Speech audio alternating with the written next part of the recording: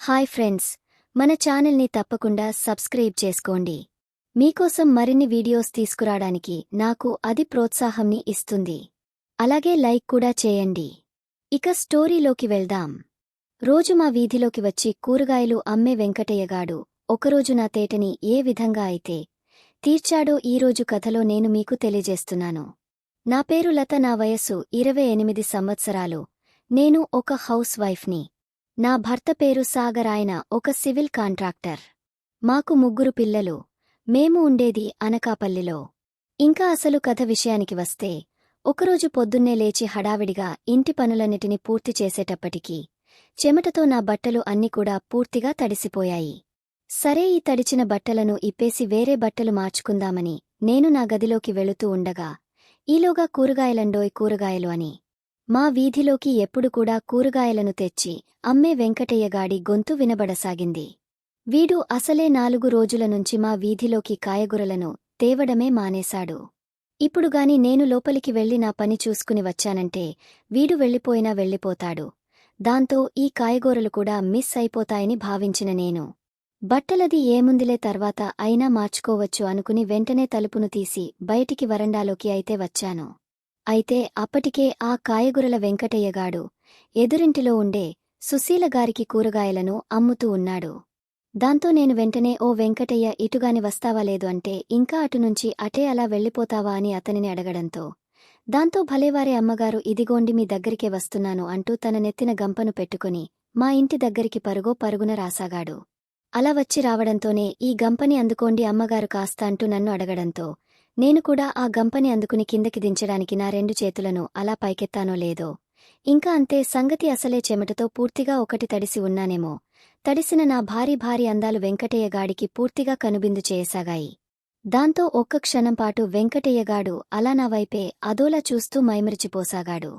వెంటనే నేను, ఒరేయ్ వెంకటయ్య అంటూ 2 సార్లు పిలిస్తేగాని మరల మామూలు మనిషి అయితే కాలేదు.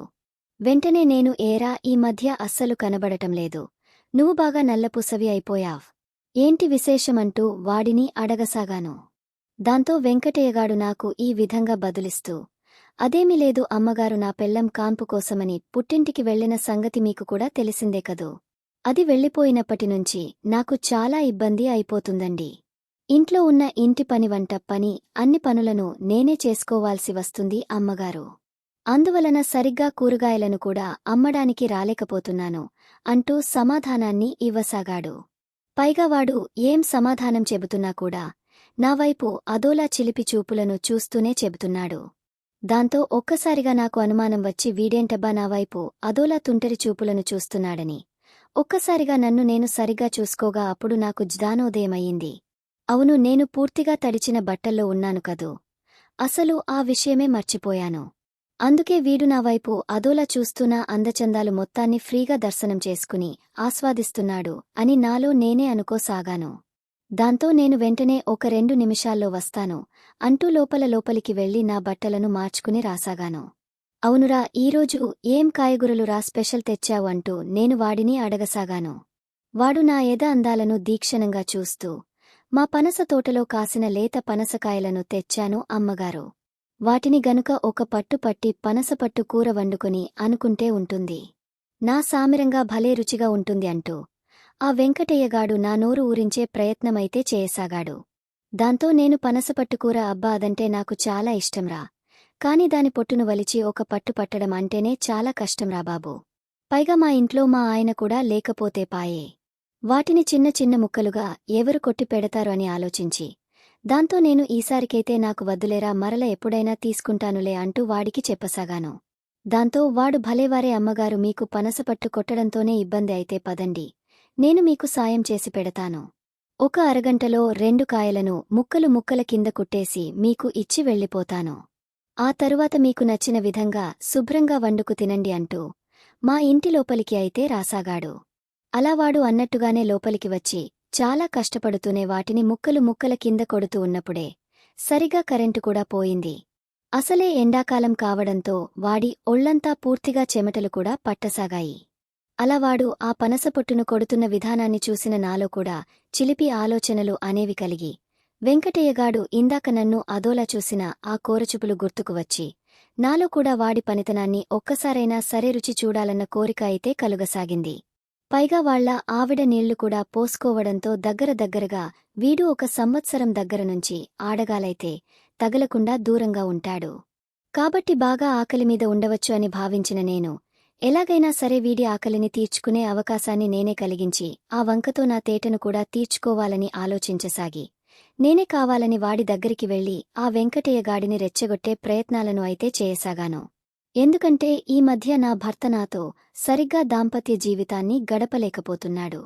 అలా నేను దగ్గరికి వెళ్తున్నానో లేదో నాపై ఒకటే చిరాకు పడుతూ కసుబుస్సులు ఆడుతున్నాడు. దాంతో నేను కూడా చాలా కాలంగా ఎవరితో నా బాధను చెప్పుకోవాలో అర్థం కాక నా మనసులో నేనే చాలా బాధపడుతూ విరహవేదనతో రగిలిపోతున్నాను. దానితో వెంకటయ్యగాడు కూడా అమ్మగారు ఏంటి ఇలా ప్రవర్తిస్తున్నారు అనుకుని మొదట్లో కొద్దిగా ఆశ్చర్యపడినప్పటికీ కూడా ప్రసాదం అనేది దొరికినప్పుడు ఆరగించకపోతే మరల మనకు నచ్చినప్పుడు కావాలంటే దొరకదు అనుకుని భావించాడో ఏమో తెలియదు కాని వాడు కూడా ఆ వచ్చిన అవకాశాన్ని అస్సలు వదులుకోకుండా నన్ను అలా తన 2 చేతులతో పైకి ఎత్తుకుని పక్కనే ఉన్న మా పడక గదిలోకి నెమ్మదిగా తీసుకుని వెళ్లసాగాడు. మొదటగా నా చీరను పూర్తిగా వలిచేసి నేను మరొకరి భార్యను అన్న విషయాన్ని కూడా పూర్తిగా మర్చిపోయి తన పెళ్లాంతో చేసిన మాదిరిగా నాతో ఒక 2 గంటలపాటు హోరాహోరీగా ఆ చిలిపి యుద్ధాన్ని అయితే చేయసాగాడు. అలా ఆ రోజు వెంకటయ్యగాడు చేసిన ఆ యుద్ధానికి బాగా భయపడిపోయిన నేను కుయ్యో మర్రో కుయ్యో మొర్ర అంటూ ఆర్తనాదాలను పెట్టసాగాను.